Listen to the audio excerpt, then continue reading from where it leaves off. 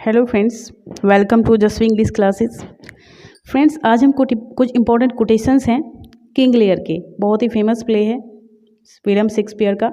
तो इसके जो इंपॉर्टेंट कोटेशंस हैं उनको हम पढ़ेंगे और काफ़ी एक्सप्लेन करके पढ़ेंगे, है ना। एक्सप्लेनेशन भी कि कहाँ कहा गया है, किसके द्वारा कहा गया है, सब आपको बताया जाएगा। इससे पहले भी मैंने हैमलेट और ओथेलो और मैकबेथ के जो इंपॉर्टेंट कोटेशंस हैं वो डाले हैं और उनके कैरेक्टर एनालिसिस भी किया है। अगर आपने देखे नहीं है तो आप मेरे चैनल पे जाइए और वहाँ पे देख सकते हो। उससे पहले आप बेल आइकन प्रेस कर दीजिए अगर आपने सब्सक्राइब किया हुआ है, और अगर सब्सक्राइब भी नहीं किया है तो पहले सब्सक्राइब कर लीजिए ताकि मेरी वीडियोज आपके पास पहुँच पाएँ। ठीक है, तो चलिए स्टार्ट करते हैं आज की हमारी ये क्लास। सबसे पहले आई am a very foolish fond old man, fourscore and upward, not an hour more nor less, and to deal plainly, I fear I am not in my perfect mind।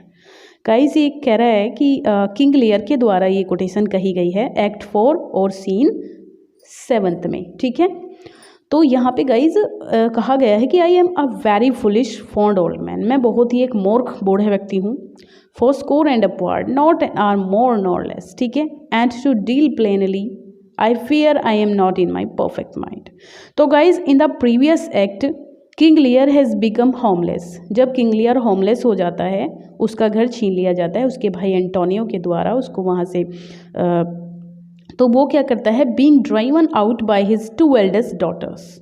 ठीक है, being driven out by his 2 eldest daughters, to whom वो क्या करता है guys, एक minute, यहाँ पे कुछ मैं कहीं और चली गई थी। देखिए, अब समझिए आप अच्छे से। मैं गाइज, मेरा माइंड थोड़ा चला गया था किसकी तरफ, टेम्पेस्ट की तरफ, है ना। मैं बताऊँ आपको, तो हम किंग लियर पे हैं। ठीक है, तो गाइज किंग लियर में एंटोनियो इसका भाई नहीं है। किंग लियर की बात करें तो यहाँ पे किंग लियर की ही बात है।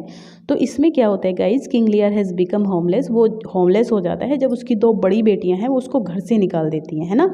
तो to whom he had bequeathed his kingdom, है ना। The behavior of his ungrateful daughters, coupled with the hardships of stormy weather he has had to endure, has driven Lear towards madness, है ना। मौसम बहुत ख़राब हो रखा था, तूफ़ानी मौसम था, और ऐसे में उसकी दोनों बेटियां, जिसको उन्होंने अपना सब कुछ दे दिया था किंग लियर ने, तो वो उसको निकाल देती हैं। कौन थी बड़ी बेटियां गाइज? गॉनरिल और रीगन। ठीक है, और कॉर्डेलिया छोटी बेटी थी, वो अंत तक साथ देती है किंग लियर का, और फिर बाद में वो मर जाती है।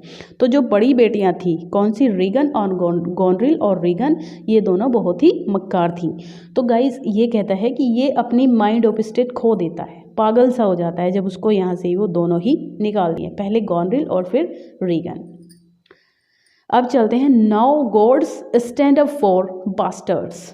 वो कहता है कि भगवान हमेशा जो है क्या करते हैं, बास्टर्ड्स के लिए हमेशा खड़े रहते हैं, वो हमेशा उनको सजा देते हैं।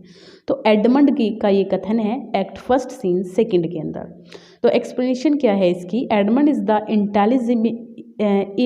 इलेजिटिमेट, ओके, इलेजिटिमेट सन और bastard son of the earl of Gloucester. जो अर्ल ऑफ ग्लॉस्टर एडमंड, उसका क्या है? इलेजिटिमेट चाइल्ड है। एडगर और एडमंड 2 भाई हैं ये, है ना। तो while Edgar is his brother and the earl's legitimate son, ये कौन है? ये अर्ल का लेजिटिमेट सन है जो एडगर है। The story of this 3 characters runs parallel to that of the King Lear and his daughters. इनकी स्टोरी भी साथ साथ चलती रहती है, किंग लियर और उसकी डॉटर्स के साथ साथ इनकी स्टोरी भी चलती रहती है। And as Lear is deceived by his 2 eldest daughters, Lear को तो धोखा दे ही दिया जाता है। डिसीव क्या होता है? धोखा देना। तो धोखा तो दे ही दिया जाता है उसकी बड़ी बेटियों के द्वारा किंग लियर को। And as Lear is deceived by his 2 eldest daughters, similarly Gloucester is tricked by his illegitimate son. ऐसी ग्लॉस्टर को भी ट्रिक किया जाता है उसके इलिजिटिमेट सन के द्वारा। एडगर अच्छा होता है, एडमंड भी बहुत खतरनाक होता है। आगे हम बात करें तो guys, unhappy that I am, क्या कह रहा है ये कि unhappy that I am, I can not heave my heart into my mouth, I love your majesty according to my bond, no more nor less. Unhappy that I am, मैं बहुत परेशान हूँ, I am, I can not heave, ये कह रहे कि मेरा जो हार्ट है इनटू माई माउथ, जो मैं मेरे मुंह पे है वही मेरे दिल में है और वही मैं कहूँगी। आई लव योर मैजेस्टी, मुझे आपकी मैजेस्टी से बहुत प्यार है। अकॉर्डिंग टू माई बॉन्ड, मतलब जितना प्यार मुझे आपसे करना चाहिए मेरे रिलेशन के अकॉर्डिंग वो मैं आपसे करती हूँ, ना तो उससे कम और ना उससे ज़्यादा। जब किंग लियर अपनी बेटियों से पूछता है कि मुझे तुम कितना प्यार करती हो, तो वो तो ये कह देती हैं कि दुनिया में जो गॉनरिल और रीगन होते हैं कि दुनिया में हर चीज़ से ज़्यादा हम आपसे प्यार करते हैं, इस टाइप की बातें करती हैं, दोनों ही चालाक होती हैं। बट कॉर्डेलिया बिल्कुल ये फेथफुल होती है, ये इनोसेंट गर्ल है और ये वही कहती है जो उसके सच में होता है। ये बहुत प्यार करती है अपने फादर से सच में, तो ये वही कहती है कि जो इस रिलेशन के अकॉर्डिंग जितना प्यार मुझे आपसे करना चाहिए उतना मैं आपसे करती हूँ। तो ये कॉर्डेलिया कहती है एक्ट फर्स्ट सीन फर्स्ट के अंदर। In the first act of the play King Lear decides to retire and divide his, वो रिटायर होने के लिए कहता है और डिवाइड करना चाहता है अपने किंगडम को अपनी तीनों डॉटर्स में। While his two eldest daughters Regan और Goneril are able to flatter him to receive their rewards, वो क्या करती हैं, चालाकी दिखाती हैं ना, और फ्लेटर उसकी चापलूसी करती हैं अपने फादर की। हिज यंगेस्ट जो छोटी बेटी कॉर्डेलिया होती है अनेबल टू आर्टिकुलेट, वो मतलब ज़्यादा प्यार दिखाने में सक्षम नहीं हो पाती है ना, एक वो जो आर्टिकुलेट मतलब दिखावा नहीं कर पाती है उन दोनों की तरह। ओके, अब है गाइस, हैव मोर देन दो सोवेस्ट, स्पीक लेस देन दो नोवेस्ट, लैंड लेस देन दो ओवेस्ट। तो गाइस इसमें फूल का ये स्टेटमेंट है, एक्ट फर्स्ट सीन फोर्थ में है। तो these words are spoken by Lear's personal stand up comedian, ये कॉमेडियन है इसमें फूल नाम का, ये साथ खड़ा रहता है किंग लियर के। तो जो फूल होता है at a juncture of the play when Lear's stature is diminishing in his kingdom through this lines, इन लाइन्स के थ्रू क्या कहता है जो फूल होता है, and in fact through most of the scene the fool is trying to make Lear realise that mistake, वो बार बार उसको अपनी गलती मतलब अपनी गलती को समझने के लिए कहता है, वो कोशिश करता है कि उसको अपनी गलती दिखे कि उसने गलत किया है छोटी बेटी के साथ, है ना, कि उसने अपनी दोनों बड़ी बेटियों को दे दिया जो कि फ्लैटर्ड हैं, और सिंपल जो बिल्कुल सिंपल है कॉर्डेलिया छोटी बेटी उसको नहीं दिया है। तो simple translation of the lines would be, क्या सिंपल ट्रांसलेशन क्या है इनकी translation, have more than you show, मतलब have more than you show जितना तुम दिखाते हो, स्पीक लेस कम बोलते हो, than you know and lend less than you owe. ठीक है, I am a man more sinned against than sinning, ये लाइन भी किंग लियर की है। वो कहता है कि मतलब मैंने बहुत गलत किया है, मतलब मैं बहुत सारे पापियों से भी बड़ा पापी हूँ मैं। तो किंग लियर कहता है एक्ट थर्ड सीन सेकंड के अंदर, this often coated line is said bye King लियर, this often coated line is said bye King Lear while standing in the open field during a storm, एक storm के दौरान, तूफान के दौरान। This often कॉटेड line, ये कॉटेड line किसके द्वारा कही जाती है, किंग लियर के द्वारा। He has been thrown out, जब उसको फेंक दिया जाता है घर से बाहर उसकी दोनों बेटियों के द्वारा, गॉनरिल और रीगन के द्वारा। तो जो to whom he gave the responsibility of running his kingdom, जिनको रिस्पॉन्सिबिलिटी देता है अपनी किंगडम को चलाने की। These lines come in the later part of the scene, ये सीन के आखिरी पार्ट में आती हैं, बाद के पार्ट में आती हैं, which begins with Lear's famous storm speech, और ये फेमस स्टॉर्म स्पीच से स्टार्ट होता है। The prince of darkness is a gentleman, ये एडगर के द्वारा कही गई है line, the prince of darkness is a gentleman. This line is said by Edgar while he is disguised as mad Tom, किसके द्वारा डिस्गाइज, किसका रूप धारण कर लेता है वो, टॉम का, है ना, Tom बेडलम। Tom Bedlam is a famous anonymous poem and at the term is often used to describe beggars and vagrants who feign mental illness, जिनको mental illness होती है उन्हीं के लिए ये term यूज़ किया जाता है। Tom Bedlam is a famous anonymous poem है ये।